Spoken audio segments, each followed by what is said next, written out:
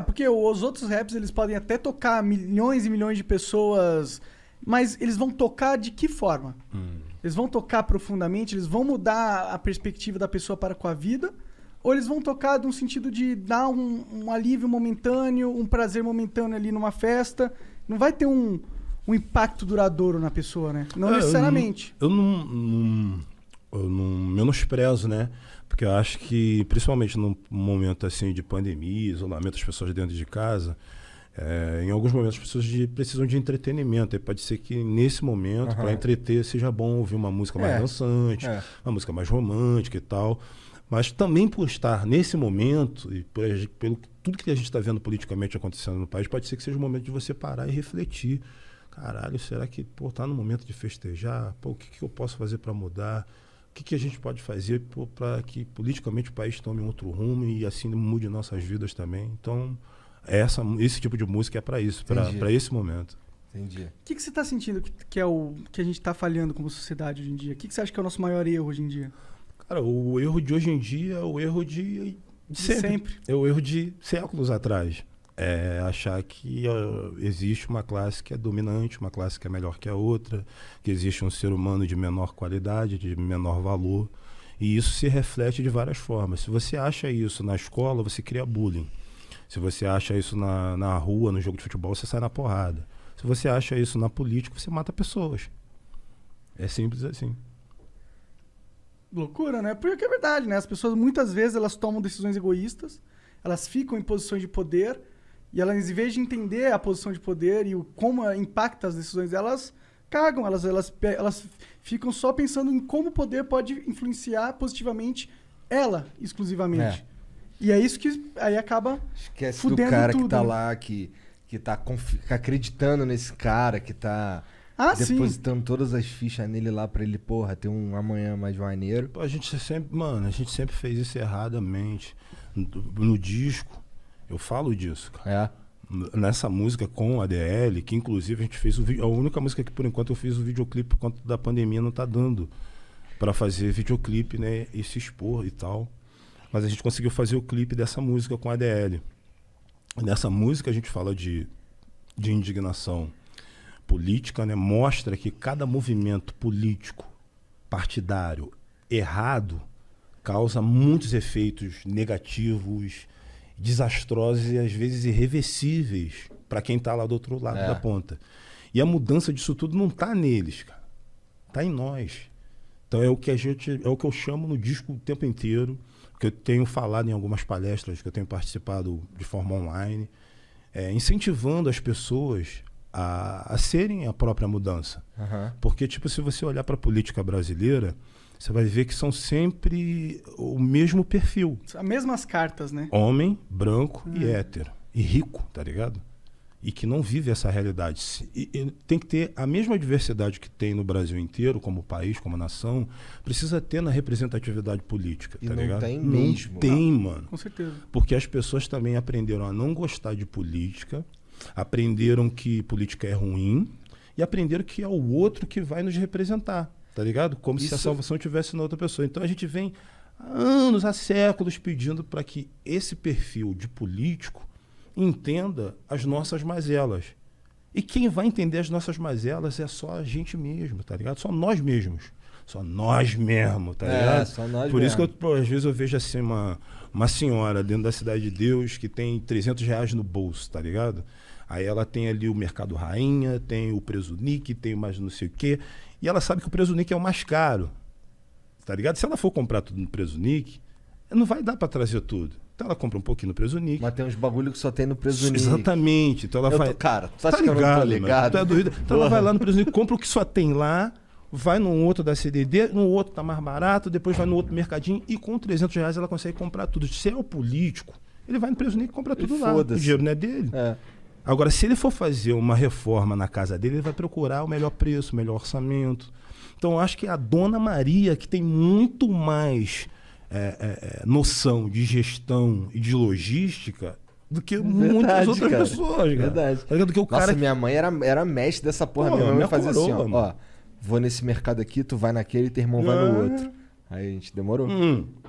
realmente deixava na fila, às vezes? Sim. Ficava na fila e tal. Cara, chegou uma fase, eu devia estar, sei lá, tava com 13, 14 anos por aí, que era eu que ia no mercado, tá ligado?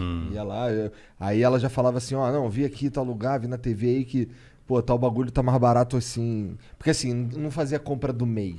Eu ia lá comprar os bagulho que tava faltando, tá ligado? Então ficava de olho sempre lá nas paradas e toda hora era um mercado diferente. É isso que eu penso, mano. É tua mãe que tem que ser a vereadora, é essa senhora aqui que eu exemplifiquei, que tem que ser a deputada estadual, tá ligado? E assim vai entrando dentro da política e você vai mudando. Eu acho, na minha cabeça, posso estar redondamente enganado, mas eu acho que a gente tendo pessoas mais do povo dentro da política, eu acho que a gente tem a tendência de conseguir chegar mais próximo, com políticas públicas mais próximas do que as pessoas precisam de verdade. Do contrário, eu acho que eu vejo um distanciamento muito grande, até pelo histórico. Você vê que quando vem alguém dizendo que é a nova política, é alguém que tem o sobrenome do pai. Tá ligado? Então você começa a ter políticos de carreira. E que, tipo assim, não herdam somente o sobrenome do pai, herda também as merdas que o pai, o avô, o tataravô fazia, e assim vai. Então vai criando caciques, desculpe a população indígena, mas esse é um termo utilizado para exemplificar esse tipo de atitude dentro da política. Mas vai criando assim chefes, consertando aqui, dentro raposas velhas dentro da política. Coronéis, né? Também. Coronéis, é a melhor definição. Coronéis dentro da política que não querem largar o osso.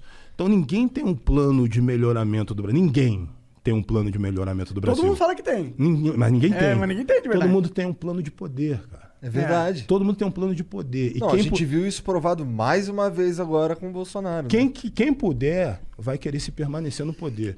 Isso em qualquer instância, desde o presidente da República até do vereador, lá embaixo. Todo mundo quer se manter no poder. O que puder fazer para prolongar, não só tem direito a 2 mandatos, vamos botar para 3, não pode ter reeleição, mas é a perpetuação dentro do poder. Não existe um plano de governo, um plano de melhoramento do Brasil. Não, é só ficar ali mamando. Mas é aquilo que tu falou, se o cara herda, né, o sobrenome e herda também, porque o que significa herdar o sobrenome? Você vai herdar todo o capital político do seu pai, mas o que é o capital político do seu pai? É um monte de treta e mutreta que ele tem com um monte de gente no poder, e essas tretas e mutretas, elas vão carregar em você. Você tem o cu preso com alguém. Não. A partir do momento que você herda todo esse clout político de um cara que já está totalmente corrompido, não tem como você não estar corrompido também. Acho que tem um recado que foi muito bem dado nas últimas eleições municipais, que foi a quantidade de gente LGBT eleita, de mulheres eleitas, mulheres pretas, muitas delas sofrendo ameaça, recebendo xingamentos racistas. Não tem importância, irmão. Pode gritar, pode espernear, mas o importante é a gente chegar, tá ligado? Teve muito jovem, muita gente de favela entrando. É o suficiente? Não, acho que mas não. é um começo. É um começo. Acho que é um recado. Tipo. Pelo menos é uma perspectiva otimista, né? Que tá indo pra um caminho melhor, né? Um caminho melhor. Pô, o Rio de Janeiro demitiu o prefeito. Não perdeu a eleição, ele foi demitido o prefeito. E agora vai ser o prefeito e o governador. O governador. Né? O que não quer dizer que quem foi eleito é melhor. É só menos pior. Não existe político melhor. Para mim é tudo menos pior. Eu tenho saudade da época que as pessoas se reuniam para tentar cobrar dos políticos, sabe? Não para fazer torcida como se fosse um time de futebol. Isso aí é uma parada. Político tem que ser cobrado, irmão. Não tem que ser celebrado. Puto, mano. Tá ligado? Tem uma galera que é fã de político, mano. Não. Que vira massa de manobra máxima. Tem que ser político, tem que ser fã de artista, cara. Fã de jogador de futebol, sei lá, fã de outras pessoas, fã de sabe, personalidade. Um cara que fez um bagulho maneiro, né? O cara que político. Tá mamando ali, político, principalmente pelo tipo de política que a gente tem no Brasil, historicamente corrupta, historicamente comandada pelo Centrão. Quem manda no Brasil é o Centrão, não tem jeito, irmão.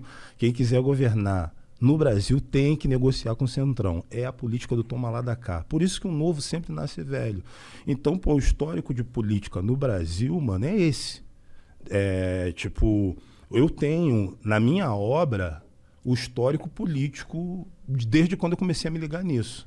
Em 98, eu fiz a música A Voz do Excluído com Cidade Negra, que era no governo FHC. Uhum. No início do governo Lula, eu fiz Só Deus Pode Me Julgar. Isso tudo música de indignação social, falando de corrupção política. No governo Dilma, no início do governo da Dilma, eu fiz a música Causa e Efeito. No governo Temer, no início do governo Temer, eu fiz a música Brado Retumbante. No final do governo dele, eu fiz a música Ficha Suja.